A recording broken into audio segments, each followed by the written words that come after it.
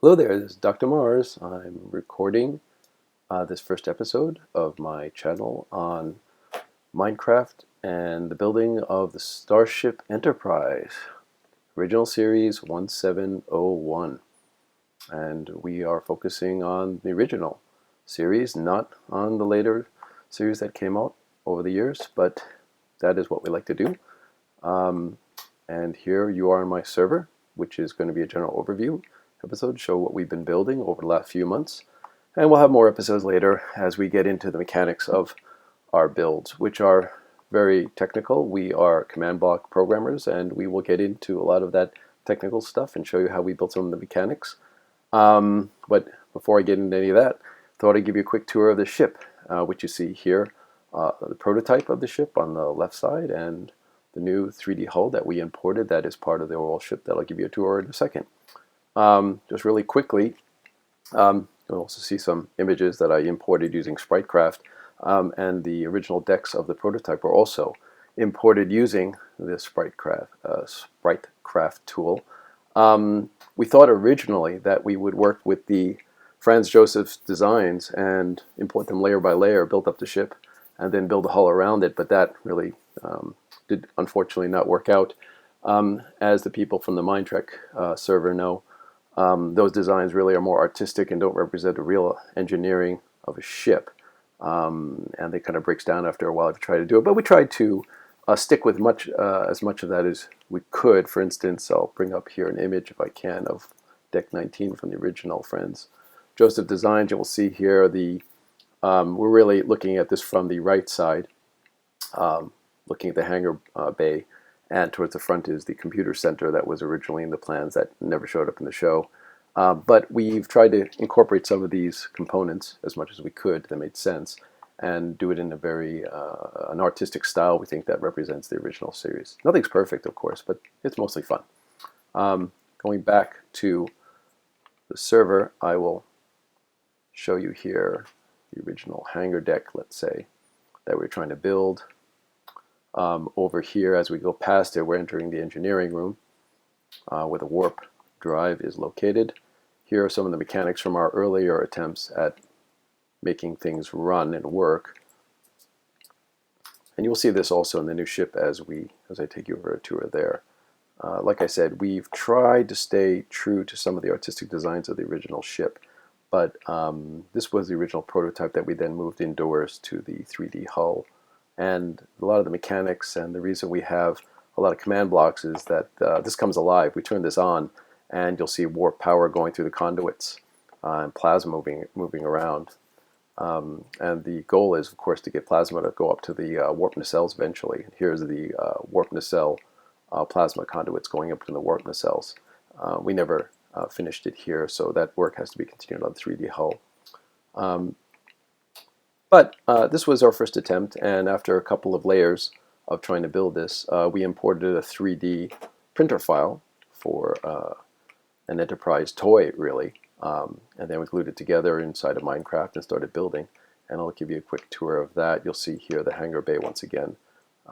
Now, keep in mind, when you bring in a 3D hull, what ends up happening is there's a lot of stuff on the inside that needs to be hollowed out. So there was about a week's work of going inside and cleaning out bits and pieces and getting it all thin layered to have just a hull in mind. You'll see in there also there's a shuttlecraft that we prototyped. Originally the shuttlecrafts were prototyped outside the ship, and they actually move. There's a lot of command blocks inside that will clone it and move it throughout the world, but we are going to come up with a new design for that. So right now it's just parked inside and lowered into its maintenance bay. The idea in the future is that that maintenance bay would actually move. Let's go up here. Now, the reason you don't see the whole ship in one go is to save on server capacity. I've turned down the ability to render the chunks in the too far in the distance, so we have to move a bit. This is a pretty big ship because we're working, as I said, in 3x. It's a little bit different than the Mindtrek server that everybody is familiar with, and maybe some of those people are listening. It's a great server, fantastic work that those guys are doing. But as we started doing this experiment of ours to see if we could good enough to work on the Mindtrek server, we discovered that we like to work in a larger scale of 3x. So a block in Minecraft is about a meter high from a human's perspective, and we're working in 3 blocks or a meter. So we're kind of, from a human point of view, a bit of munchkins running around the ship, but that has given us the ability to do a lot of neat things that I think are just impossible if you do it some other way. So I'll go up here a little bit, show you the saucer section, which in itself was just imported recently. I put this ship together. The primary hull and the secondary hull were done in separate imports. And you would think that 3D files would just all fit together. That's not true.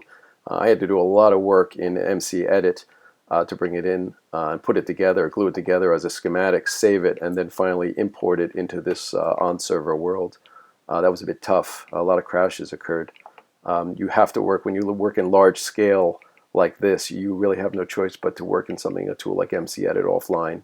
And I can maybe make shows later that we talk about how that's actually done. Importing 3D files into Minecraft is not heavily documented. I think there's a couple of good sites out there, but you do have to play around with some of these applications that help do the work.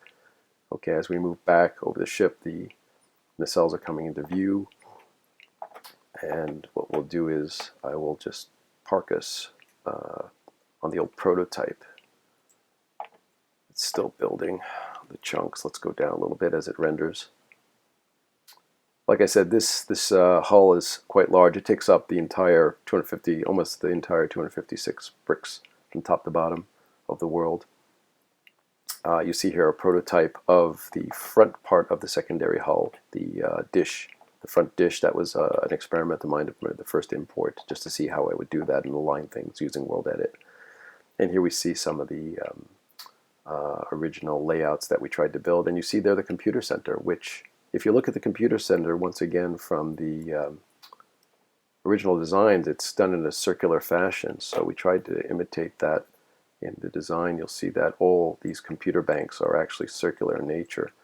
And we go down, and the colors, well, it never existed in the show. We don't have many references, so we had to experiment a little bit using these kind of bright colors against gray, which is much of the way the original series liked to do things.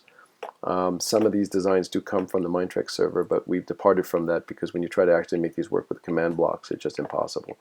You'll see later the bridge of the computer center and how it's laid out, but to actually get things to work, you have to give up on all these aesthetics, so to speak, although this does look quite nice, I think.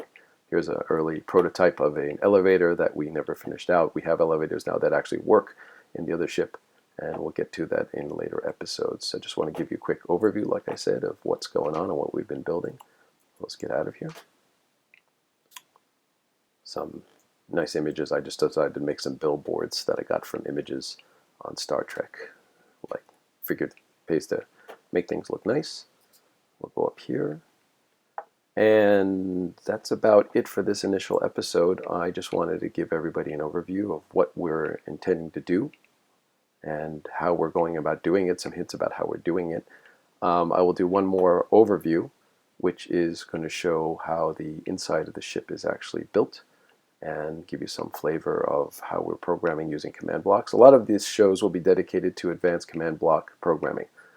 I think we've had to do a lot of work trying to keep the commands working and the server memory in check, because you'll see here we're using an MC Pro host server. Let me see if I can bring that up. Here. This is just the memory management control panel of the server, and you see here we're using CPU of 7%, and that will go way up when command blocks are being actively used in things like fill clocks. Here we see memory users. We have 2 gigabytes of RAM on the server, and we're using about 80% on average, so that's pretty good. We had to upgrade a few times to get there, and there are currently 2 players on the system. Me and Chino C. Cat, my friend Dave, in New Zealand. I've been doing a lot of work while in New Zealand because I work down there part of the time. So we had to set up a server that we could work on from any part of the world. So we went with MC Pro Hosting. Very good service as far as I'm concerned. Okay, that's about it for this show. I want to try to keep it a little short, so I'm learning how to upgrade or update and make files small so I can load it to YouTube. We'll see how that works. But for now, I'm going to stop here, and we'll meet you later in the next episode. Thanks so much, and talk to you soon.